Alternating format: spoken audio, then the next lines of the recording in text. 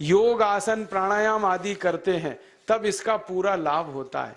तो मैं आपको आपकी जिंदगी के लिए छोटे छोटे कुछ 4 नियम बताना चाहता हूं, और ये 4 नियम का पालन आप सब करिए। मैं आपको विनम्रता पूर्वक लेकिन विश्वास से कहता हूं कि ये 4 नियम का जो भी पालन करेगा, जिंदगी में बीमारी और रोग उसको कभी आएंगे नहीं। ये निरोगी और स्वस्थ होने के लिए आयुर्वेद की एक छोटी सी जानकारी आपसे मैं शेयर करना चाहता हूं। आयुर्वेद में ये कहा गया है कि किसी भी व्यक्ति को निरोगी होना है, रोग मुक्त होना है, तो अपने जीवन में 3 बातों का ध्यान रखे। अपना वात, पित्त और कफ तीनों का संतुलन रखे। वो 3 तरह के दोष हैं हमारे शरीर में, वात, पित्त, कफ। आपने सुना होगा, ये त्रिदोष आधारित शरीर है। जब वात बहुत बिगड़ जाता है तो 80 से ज्यादा रोग आते हैं। जब पित्त बहुत बिगड़ जाता है तो लगभग 46 से 50 रोग आते हैं, और जब कफ बिगड़ जाता है तो 28 रोग आते हैं, और वात, पित्त, कफ तीनों बिगड़ जाएं तो 148 रोग आते हैं। सर्दी, खांसी, जुकाम से लेकर और कैंसर तक जो आखिरी रोग माना जाता है, ये सब वात, पित्त, कफ के बिगड़ने का खेल है। तो इस देश के आयुर्वेद चिकित्सा के सबसे महान लोगों में से कुछ नाम आप जानते हैं, जैसे चरक ऋषि, जैसे सुश्रुत ऋषि। ऐसे एक ऋषि हुए बाघभट्ट। बाघभट्ट ऋषि ने एक पुस्तक लिखी है, उसका नाम है अष्टांग हृदयम, और एक पुस्तक लिखी है उसका नाम है अष्टांग संग्रहम। इन दोनों पुस्तकों में उन्होंने 7000 नियम बताए हैं। उनमें से 4 बताता हूं, अच्छे लगे तो आज से ही पालन करो और दूसरों को भी बताओ, ताकि कोई भी इन नियमों का पालन करे तो बीमार ही ना पड़े। ये चारों नियम हैं वात, पित्त और कफ को संतुलित रखने के लिए। अब वात, पित्त, कफ तीनों एक साथ आपके संतुलित रहें, तो उसके लिए पहला नियम है खाना खाने के तुरंत बाद पानी नहीं पीना। ये पहला नियम है। आप बोलेंगे ये तो बड़ी मुश्किल बात है, खाना खाते ही पानी पीते हैं हम तो सबके सब, और बिना पानी पिए खाना ही नहीं खाते। कई लोग तो खाने से ज्यादा पानी पीते हैं, खाना कम खाते हैं, पानी ज्यादा पीते हैं। ये खाना खाने के बाद पानी कभी भी नहीं पीना, क्योंकि महर्षि बाघभट्ट कहते हैं भोजनांते विषम वारी, माने भोजन के अंत में पानी पियो तो जहर के पीने के जैसा है। इसलिए वो कहते हैं कभी भी खाने के तुरंत बाद पानी मत पियो।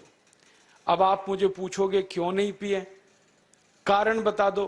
कारण मैं बताना चाहता हूं सरल भाषा में। हम जब खाना खाते हैं ना, तो पेट में सारा खाना इकट्ठा होता है। पेट में एक स्थान होता है, उसको हम कहते हैं जठर। संस्कृत में, हिंदी में जठर कहते हैं, अंग्रेजी में उसको एपिगैस्ट्रियम कहते हैं, हिंदी में कुछ लोग उसको आमाशय भी कहते हैं। ये जठर छोटा सा स्थान है। आपके पेट में नाभि है ना, उसके लेफ्ट साइड में बाईं तरफ छोटा सा स्थान है। सारा खाना आपका इसी स्थान पर आता है। जो भी आप खाते हो, रोटी, चावल, दाल, सब्जी, दूध, दही, कुछ भी खाओ, सब कुछ जठर में आता है। अब जठर में जैसे ही खाना इकट्ठा होता है तो उसमें आग जलती, और उस आग को कहते हैं जठर अग्नि। मिला के बोल देते हैं जठराग्नि। आप जैसे ही खाना खाते हो, पेट में जठर में अग्नि जलती है। वो अग्नि खाने को पचाती है, और अग्नि खाने को ऐसे ही पचाती है जैसे रसोई घर की अग्नि खाने को पकाती है। आपके रसोई घर में आप अग्नि जलाओ, उसके ऊपर दूध रख दो, दूध में थोड़ा चावल डाल दो, अग्नि जब तक जलती रहेगी खीर तब तक बनती रहेगी। आप घर में अग्नि जलाओ, उसके ऊपर पानी रख दो, उसमें दाल डाल दो, दाल की पकने की क्रिया तब तक चलेगी जब तक अग्नि जलेगी। ऐसे ही पेट में होता है। जैसे ही आपने खाना खाया, पेट में अग्नि जलती है, और जब तक अग्नि जलती है तो खाने के पचने की क्रिया चलती है। जैसे रसोई घर में खाना पकाते हैं, वैसे ही पेट में भी खाना पकता है। इसी को हम पचने की क्रिया कहते हैं, अंग्रेजी में उसको डाइजेशन कह देते हैं। तो आपने खाना खाया, पेट में अग्नि जल गई, अब वो खाने को हजम करेगी, पचाएगी। अब मुझे एक प्रश्न का उत्तर दो आप, कि जैसे ही आपने खाना खाया, पेट में अग्नि जल गई और वो खाने को पचा रही है, तुरंत आपने गट गट गट गट पानी पी लिया और खूब ठंडा पानी पी लिया, बर्फ मिलाया हुआ पानी पी लिया, फ्रिज का पानी पी लिया, क्या होने वाला है? अग्नि जलेगी कि बुझेगी? अग्नि के ऊपर पानी डालो तो अग्नि और पानी की दोस्ती नहीं है, दुश्मनी है। पानी अग्नि को बुझा देता है। तो आपने खाना खाया, अग्नि जली, पीछे से गटगट पानी पी लिया, अब अग्नि शांत हो गई, अब खाना पचेगा नहीं, तो वो पेट में पड़ा पड़ा सड़ेगा और सड़ा हुआ खाना 100 से ज्यादा विष पैदा करेगा और वो 100 विष आपकी जिंदगी को नरक बना देंगे और जिंदगी भर आप बीमार पड़े रहेंगे। आपको मालूम है, कई लोग कहते हैं मुझे पेट में बहुत गैस बनती है। ये गैस उन्हीं को बनती है जिनका खाना हजम नहीं होता। कोई लोग कहते हैं कि मुझे पेट में जलन होती है, ये जलन उन्हीं को होती है जिनका खाना पचता नहीं। कोई कहते हैं कि मेरे पेट में एकदम गुम हो जाता है, फूल जाता है, ये सब वो लक्षण हैं जब खाना पचता नहीं। तो खाना पचेगा नहीं तो सड़ेगा, सड़ेगा तो विष पैदा करेगा और वो विष आपको बीमार करेंगे। इसलिए महर्षि भागवत ने कहा, खाना खाते ही पानी मत पियो। समझ में आया? फिर आप बोलोगे कितनी देर तक नहीं पिए? कम से कम 1 घंटे तक। 1 घंटे बाद पानी पियो। आप बोलोगे जी 1 घंटा क्यों? ये जो अग्नि जलने की क्रिया है ये लगभग 1 घंटे तक ही चलती है पेट में, उसके बाद अग्नि अपने आप शांत हो जाती है, उसके बाद पानी पी लो। तो खाना अगर 10 बजे खाया तो 11 बजे पानी पियो, 11 बजे खाया तो 12 बजे पियो, 12 बजे खाया तो 1 बजे पियो, 1 घंटे बाद पानी पियो। अब आपके मन में यह सवाल आ सकता है कि खाना खाने के पहले पी लें क्या? हाँ पी लो, 40 मिनट पहले पेट भर के पानी पी लो। 10 बजे खाना खाना है, 9:20 पे खूब पानी पी लो, जितना पी सकते हो। 11 बजे खाना खाना है, 10:20 पे पी लो, खूब पानी पी लो, 40 मिनट पहले। आप और एक सवाल पूछ सकते हो कि अच्छा ठीक है, खाने के बाद पानी तो नहीं पिएंगे, कुछ और पी सकते हैं क्या पानी को छोड़कर? तो उसके लिए भागवत जी कहते हैं कि खाने के तुरंत बाद अगर पीना है तो दही की लस्सी पियो, मट्ठा। खाने के बाद अगर तुरंत पीना है तो फलों का रस पियो, गन्ने का रस पी लो, संतरे का रस पी लो, मौसमी का रस पी लो, अनार का रस पी लो। अब आप कहोगे ये सब महंगी महंगी चीजें बता रहे हैं, गन्ने का रस, संतरे का रस, अनार का रस, पैसे तो है नहीं। तो सबसे सस्ता रस है नींबू का ही रस पी लो, शिकंजी बना के पी लो, वो तो सबसे सस्ता है। तो खाना खाने के बाद या तो दही की लस्सी पियो या रस पियो। और एक तीसरी चीज है, दूध पी सकते। तो खाने के तुरंत बाद पीना है तो दही की लस्सी या मट्ठा, खाने के तुरंत बाद पीना है तो कोई फल का रस, खाने के तुरंत बाद पीना है तो दूध। पानी 1 घंटे बाद पियो। और अगर एक बात ध्यान रखो तो अच्छा है कि सवेरे खाना खाते हैं जिसको हम ब्रेकफास्ट कहते हैं, नाश्ता, तो फलों का रस पीना अच्छा, दोपहर को खाना खाएं तो लस्सी और मट्ठा पीना अच्छा, और रात का खाना खाएं तो दूध पीना अच्छा। जो लोग इस नियम का पालन कर सकते हैं जिंदगी में कभी भी 80 रोग उनको नहीं हो सकते। वात पित्त कफ तीनों ही इस एक छोटे से नियम से संतुलित रहते हैं।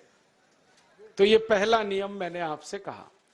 दूसरा नियम एक और है, और वो नियम ये है कि पानी कभी भी पियो, घूट घूट भर के पियो। जैसे गरम चाय पीते हैं, गरम कॉफी पीते हैं, गरम दूध पीते हैं, एक एक घूट भर के, एक एक सिप करके, ऐसे ही पानी पीने की आदत डालो।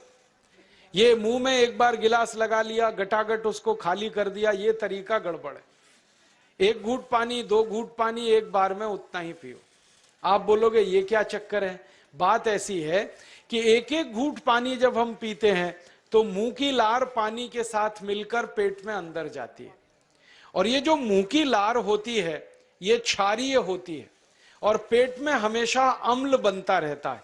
तो 1 घूट पानी पिया, मुंह की लार इसके साथ अंदर गई, 2 घूट पिया और ज्यादा गई, बार बार लार अंदर जाएगी तो क्षार पदार्थ पेट के अम्ल के साथ मिलेगा। पेट में अम्ल बनता है, मुंह में लार क्षारीय होती है, तो ये क्षार को अम्ल में मिला दिया जाए और ये अच्छे तरीके से मिलकर पेट में जाए तो कभी भी कोई व्यक्ति के पेट को अम्लता नहीं होती, एसिडिटी नहीं होती। और पेट में अम्लता नहीं होती तो रक्त में अम्लता नहीं होती, और जिनके रक्त में अम्लता नहीं होती उनकी जिंदगी में कभी भी वात पित्त कफ के असंतुलन की स्थिति पैदा नहीं होती। इसलिए पानी घूट घूट करके पीना। मैं आपको एक छोटा सा मेरा ऑब्जर्वेशन बताता हूं, परीक्षण। आप भारत देश में या दुनिया में कहीं भी जाओ, मनुष्य को छोड़कर पशु पक्षियों को देखना शुरू करो, वो पानी कैसे पीते। किसी चिड़िया को पानी पीते हुए देखो, किसी पक्षी को पानी पीते हुए देखो, वो चोंच के एक बूंद ही के बराबर ही पानी उठाता है। एक बार में एक बूंद पानी लेगा, फिर थोड़ी देर चोंच चलाएगा, फिर पिएगा, फिर दूसरी बूंद लेगा, फिर चोंच चलाएगा, फिर पिएगा, फिर तीसरी बूंद। एक एक बूंद पक्षी पानी पीता है। कुत्ते को पानी पीते हुए देखो, चाट चाट के पानी पीता है। शेर को पानी पीते हुए देखो, चाट चाट के पानी पीता है। जितने जानवर चाट कर पानी पीते हैं, जितने पक्षी एक एक घूंट पानी पीते हैं, किसी भी पक्षी और किसी भी जानवर को डायबिटीज नहीं है, किसी को अर्थराइटिस नहीं है, कोई पक्षी ओवरवेट नहीं है, कोई पशु ओवरवेट नहीं है। वो सब स्लिम और ट्रिम हैं, क्योंकि वो इतने होशियार हैं कि पानी चाट के पीते हैं या घूट घूट करके पीते। अब मुझे ये हैरानी होती है कि ये पशु पक्षियों को कौन सिखाता है। वो अपने जन्म से ये ज्ञान सीख के आते हैं। उनका कोई गुरु नहीं है, उनका कोई विद्यालय नहीं है, उनके कोई प्रशिक्षण शिविर नहीं लगते, फिर भी उनको इतनी अकल है कि पानी घूट घूट पीना। और हम ये मनुष्य जिनके इतने गुरु, इतने विद्यालय, इतने कॉलेज, सीखने वाले, सिखाने वाले, और हम मूर्खों के मूर्ख गटागट गटागट पानी पीते रहते। तो पानी पीने का तरीका बदल दो, घूट घूट भर के पानी पियो। ये दूसरा नियम है। तीसरा नियम है कि जिंदगी में कितनी भी प्यास लगे, ठंडा पानी कभी मत पियो। बर्फ डाला हुआ पानी, फ्रिज में रखा हुआ पानी, वाटर कूलर का पानी जिसका तापमान बहुत कम है, ये कभी मत पीना। क्यों? क्योंकि शरीर आपका गर्म है और पानी ठंडा है। अब होता क्या है वो मैं समझाता हूं सरल भाषा में। पेट तो गर्म है, अब इसमें ठंडा पानी डाल दिया आपने, तो अंदर झगड़ा होता है। और झगड़ा क्या होता है? या तो पानी पेट को ठंडा करेगा या पेट पानी को गर्म करेगा। अगर पानी ने पेट को ठंडा कर दिया तो पेट के ठंडा होते ही हृदय ठंडा होता है, हृदय के ठंडा होते ही मस्तिष्क ठंडा होता है, मस्तिष्क के ठंडा होते ही आदमी ठंडा होता है, और आदमी ठंडा होते ही राम नाम सत्य होती है। आपको मालूम है, जब शरीर ठंडा पड़ जाता है तो घर में भी नहीं रखते, निकाल के बाहर सड़क पे रख देते। जो घर आपने बनाया अपनी मेहनत से, शरीर के ठंडा पड़ते ही निकाल बाहर करते हैं उस घर में से, और फिर चिल्लाने लगते हैं, लेके जाओ, जल्दी लेके जाओ, इसको जला के आओ। माने ठंडे शरीर की इज्जत नहीं है। तो ठंडा पानी क्यों पी रहे हो भाई? बंद कर दो। कोई जानवर ठंडा पानी नहीं पीता, कोई पक्षी नहीं पीता।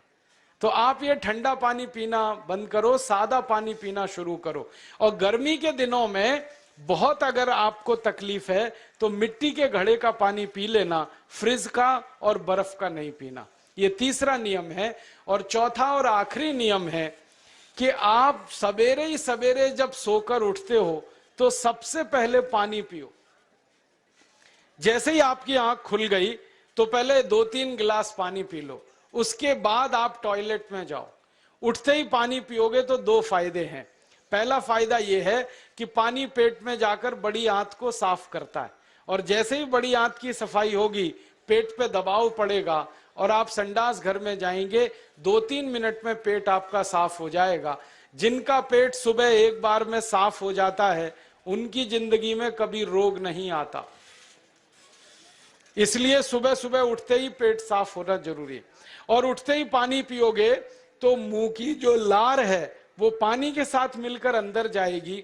सुबह पेट में एसिड की मात्रा ज्यादा होती है, इसलिए लार का पेट में जाना बहुत जरूरी है। इसलिए सुबह उठते ही पानी पीना बहुत जरूरी है। ये 4 नियम हैं आयुर्वेद के। पहला नियम, खाना खाने के 1 घंटे बाद पानी पीना। दूसरा नियम, पानी को हमेशा घूट घूट भर के पीना। तीसरा नियम, कभी भी जिंदगी में ठंडा पानी नहीं पीना। और चौथा और आखिरी नियम, सवेरे उठते ही सबसे पहले पानी पीना। 4 नियमों का पालन जो भी अपने जीवन में कर सकता है वो वात पित्त कफ तीनों को संतुलित रख सकता है। और जिसका वात पित्त कफ संतुलित है उसके जीवन में बीमारी नहीं आती है।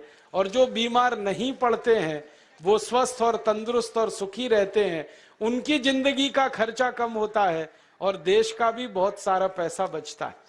आपको शायद मालूम है या नहीं, 1 साल में हम जब बीमार पड़ जाते हैं भारतवासी, तो साल का करीब 6 लाख करोड़ रुपया हमारा खर्च हो जाता है उन बीमारियों का इलाज करने में।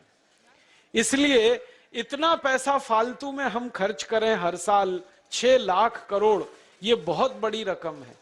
इससे बेहतर ये है कि हम बीमार ही नहीं पड़ें और स्वस्थ रहें, सुखी रहें। और ये 6 लाख करोड़ का जो खर्चा हम करते हैं बीमार पड़ने पर, अक्सर ये एलोपैथी की दवाएं खाने में खर्च होता है।